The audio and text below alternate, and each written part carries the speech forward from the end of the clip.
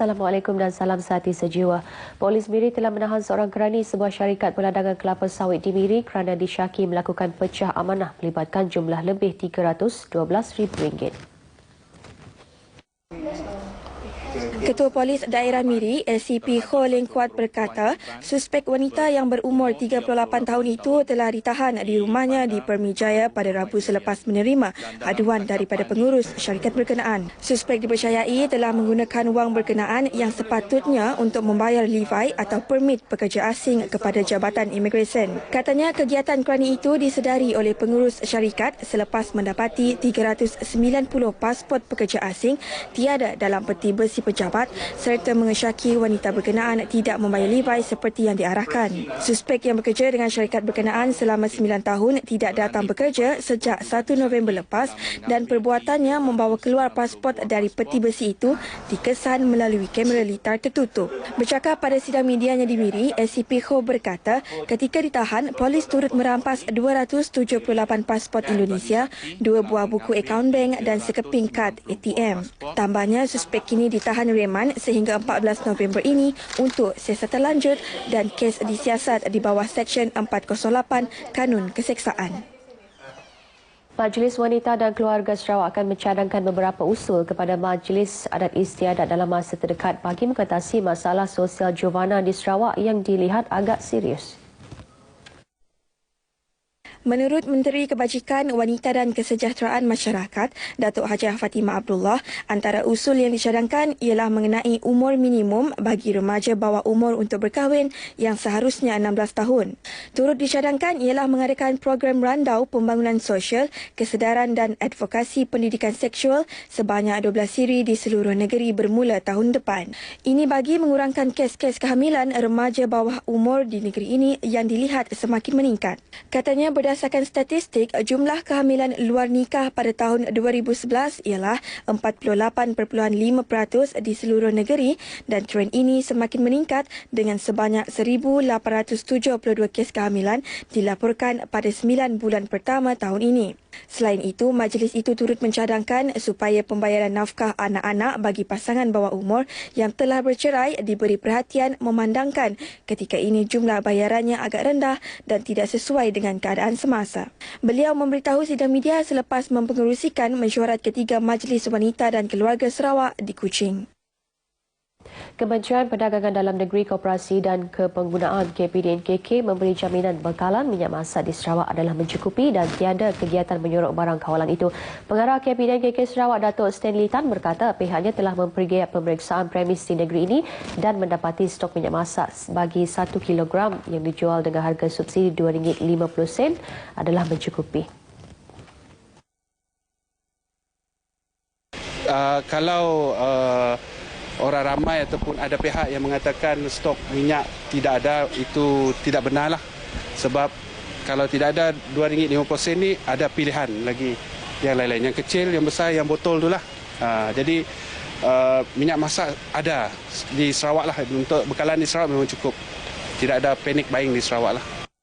Bercakap kepada pemberita selepas melakukan ops minyak masak di Pasar Rai Matudan dekat Miri, katanya kuota Sarawak bagi minyak masak 1 kilogram ialah 2,505 tan metrik untuk 1 bulan. Dalam pada itu, KPDNKK Sarawak ada mengesan peruncit menaikkan harga minyak masak paket bersubsidi di Limbang dan peniaga berkenaan telah diberi notis untuk memberi penjelasan harga tidak mengikut Seksyen 21 Akta Kawalan Harga dan Anti Pencatutan 2011. Datuk Stanley turut menasihati pengguna agar tidak melakukan pembelian panik serta memberi amaran kepada peniaga dan pemborong supaya tidak menyorok bekalan minyak masak. Peniaga dan pemborong yang didapati menyorok barang kawalan boleh didakwa di bawah Seksyen 15 Akta Kawalan Bekalan 1961. Sabit kesalahan bagi individu boleh dikenakan denda sehingga RM3 juta atau penjara 5 tahun atau kedua-duanya sekali, manakala pihak syarikat dan badan korporat boleh didenda sehingga RM5 juta. Sementara itu di Bintulu, bekalan minyak masak sama ada dalam paket 1 kilogram atau botol mencukupi bagi keperluan pengguna di bahagian itu.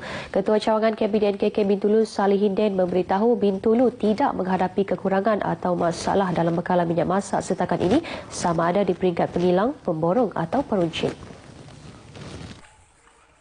Malah jelasnya bekalan minyak masak adalah lebih jauh dari mencukupi untuk pengguna bahagian itu. Katanya aktiviti pemantauan harga minyak masak terutamanya dalam paket 1 kilogram sentiasa dilakukan oleh pegawai penguatkuasa dan pegawai pemantauan harga bagi memastikan bekalan mencukupi dan harga dipatuhi oleh semua peniaga seperti yang ditetapkan oleh kerajaan. Salihin Den memberitahu media selepas melakukan pemeriksaan ke atas 3 buah premis iaitu Pengilang, Pemborong dan Peruncit di Bintulu. Beliau turut menasihati pengguna agar membuat aduan kepada kementerian itu sekiranya mendapati kekurangan bekalan minyak di pasaran atau mendapati ada peniaga yang menaikkan harga sewenang-wenangnya. Tambahnya, setakat ini KPDNKK Bintulu masih belum menerima sebarang aduan atau laporan mengenai kekurangan bekalan atau kenaikan harga minyak masak dalam paket 1 kilogram. Majlis Convocation Universiti Malaysia Sarawak UNIMAS ke-20 yang akan berlangsung pada 14 hingga 17 November ini di Dewan Tuanku Abdul Rahman menyaksikan seramai 4,275 bakal menerima ijazah Doktor Falsafah, ijazah sarjana dan sarjana muda. Menurut Naib Chancellor Profesor Dato' Dr. Muhammad Kadim Suaidi, jumlah ini menyaksikan peningkatan berbanding tahun awal penubuhan UNIMAS dan ini membuktikan universiti berkenaan mampu melahirkan graduan yang berkualiti bagi pasaran kerja tempatan. Bercakap pada sidang medianya di Semarahan, Profesor Dato' Dr. Karim juga memberitahu convocation kali ini dibahagikan kepada 4 sidang dengan yang pertama dan keempat akan disempurnakan oleh Yang di-Pertuan Negeri merangkap Chancellor UNIMAS Tun Pehin Sri Haji Abdul Taib Mahmud. Manakala sidang kedua pula akan disempurnakan oleh Pro-Chancellor UNIMAS iaitu Ketua Menteri Datuk Patinggi Tan Sri Adnan Satim dan sidang ketiga oleh Datuk Patinggi Tan Sri Dr. Alfred Jabu Numpang. Convocation kali ini juga turut menyaksikan penganugerahan ijazah kehormat Dr. Falsafah Transformasi Komuniti Luar Bandar kepada bekas Timbalan Ketua Menteri Datuk Patinggi Tan Sri Dr. Alfred Jabu Numpang. Dalam pada itu, Datuk Dr. Muhammad Kadim memberitahu sejak ditubuhkan pada tahun 1992 dianggarkan sebanyak 70% graduan UNIMAS menepati kebolehpasaran kerja masa kini. Katanya jumlah ini dijangka meningkat kepada 80% menjelang hujung tahun ini. Profesor Datuk Kadim memberitahu antara graduan yang paling mudah mendapat pekerjaan ialah graduan dalam bidang kejuruteraan, perubatan dan teknologi maklumat. Mengenai penglibatan pelajar, beliau memberitahu universiti itu sentiasa komited dalam memastikan graduannya berkualiti termasuk mendedahkan mereka dengan pelbagai aktiviti sama ada dalam kelas atau di luar kelas. Malah katanya pelajar diberi peluang terlibat dengan pembangunan komuniti termasuk terlibat dengan pelbagai projek seperti projek pembangunan hidro, program perkhidmatan pembelajaran, teknologi maklumat secara berterusan bersama penduduk kampung di sekitar UNIMAS dan projek pelupusan sisa bersama Dewan Bandaraya Kuching Utara di BKU.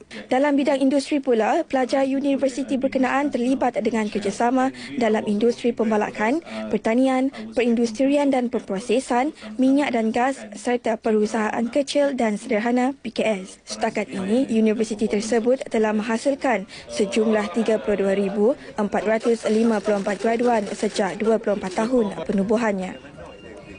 Sarawak bakal mempunyai kawasan tanaman sanctuari kedua. Menurut pemelihara hutan dari Jabatan Hutan Sarawak, Marconi Steven, kawasan persinggahan burung hijrah di Kuala Baram mempunyai potensi besar bagi menarik kedatangan pelancong asing dan penggemar hidupan liar.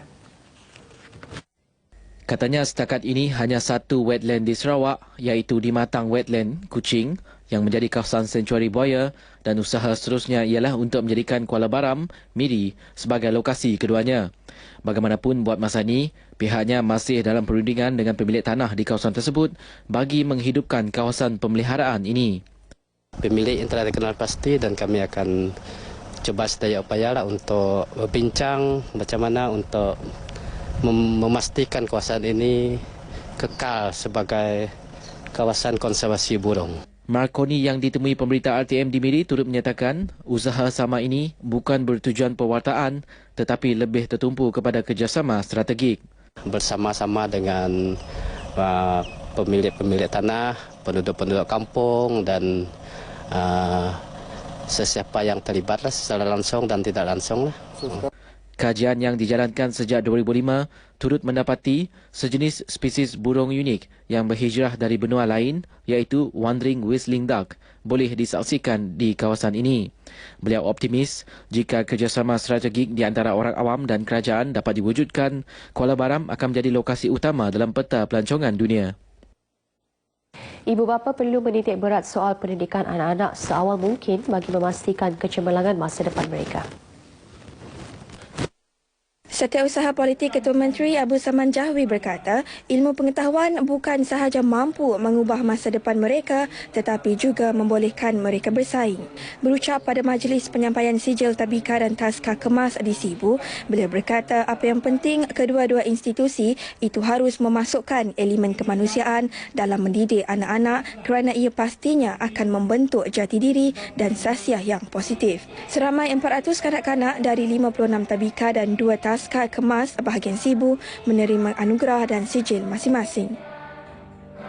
Dan seterusnya kita beralih ke segmen agenda hari ini.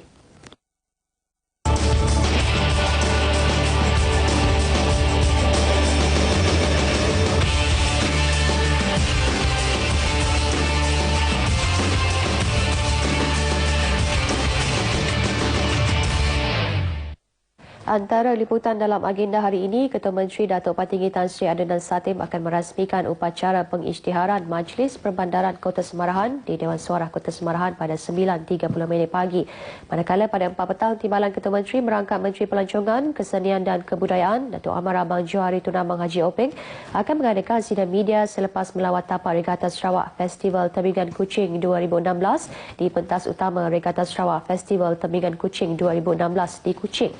Sementara itu, pada 2.30 petang juga, Timbalan Ketua Menteri Datuk Amar Douglas Sukambas akan merasmikan majlis sambutan 50 tahun emas Felcra di Kuching. Baik, saudara, demikian antara liputan acara dalam agenda hari ini. Dan untuk berita seterusnya, kita kembali ke Angkasa Puri bersama Redwin. Silakan.